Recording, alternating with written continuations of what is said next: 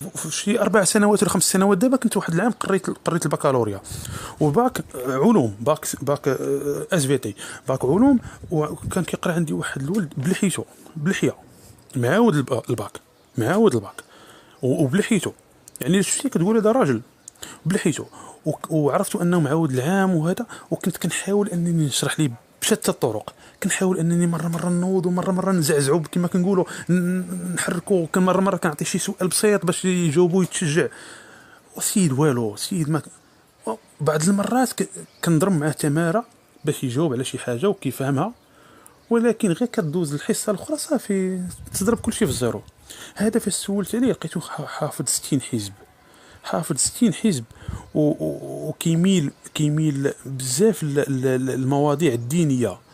هذا الانسان هذا سولته قلت لي علاش ما مشيتيش درتي اداب مشيتي في الدين مزيان، مشيتي درتي مثلا الدراسات الاسلاميه، درتي شي حاجه اللي كتعجبك في التربيه الاسلاميه مثلا، ولا في المواد الادبيه. عنده واحد التعبير باللغه العربيه جميل جدا.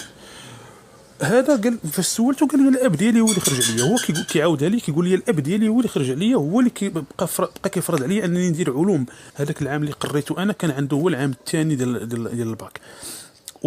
ومع ذلك ما نجحش في الباك.